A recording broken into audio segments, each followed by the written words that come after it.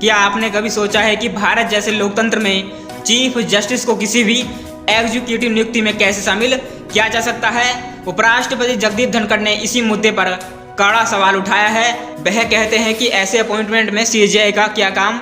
धनखड़ का तर्क क्या है और क्यों उनका मानना है कि लोकतंत्र में न्यायपालिका को कार्यकारी नियुक्तियों से दूर रहना चाहिए?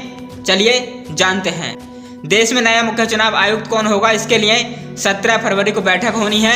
इस बैठक से पहले उपराष्ट्रपति जगदीप धनखड़ की ओर से एक बड़ा बयान आया है। उन्होंने कहा है कि किसी भी तरह के एग्जीक्यूटिव अपॉइंटमेंट में देश के चीफ जस्टिस को हिस्सा नहीं लेना चाहिए। जगदीप धनखड़ ने यह बात शुक्रवार को भोपाल स्थित नेशनल जुडिशियल एकेडमी में एक कार्यक्रम के दौरान कही।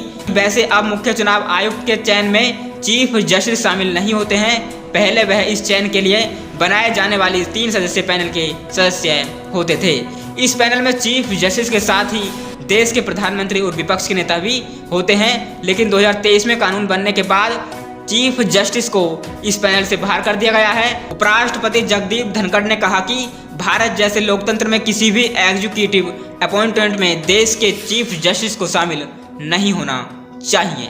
उन्होंने सीबीआई डायरेक्टर की नियुक्ति का मामला उठाते हुए कहा है कि हमारे भारत जैसे लोकतंत्र में या किसी भी लोकतांत्रिक देश में चीफ जस्टिस को सीबीआई डायरेक्टर के चयन में कैसे भाग ले सकते हैं? क्या इसके लिए कोई कानूनी तर्क हो सकता है? वर्तमान मुख्य चुनाव आयुक्त राजीव कुमार 18 फरवरी को रिटायर हो रहे हैं। इससे एक दिन पहले पीएम मोदी, राहुल गांधी और कानून मंत्री अर्जुन मेघवाल की 3 सदस्यीय पैनल की बैठक होगी। इस बैठक में अगले मुख्य चुनाव आयुक्त के नाम पर चर्चा होनी है। बता दें कि इसी बीच इस मामले में सुप्रीम कोर्ट में लगी याचिका पर भी सुनवाई होनी है। याचिकाकर्ता का कहना है कि इस तरह की नियुक्तियों में 3 सदस्यीय पैनल में चीफ जस्टिस को शामिल किया जाना चाहिए। दोस्तों, इस प्रकार भारत के मुख्य न्यायाधीश को मुख्य चुनाव आयुक्त की नियुक्ति समिति से बाहर कर दिया गया है।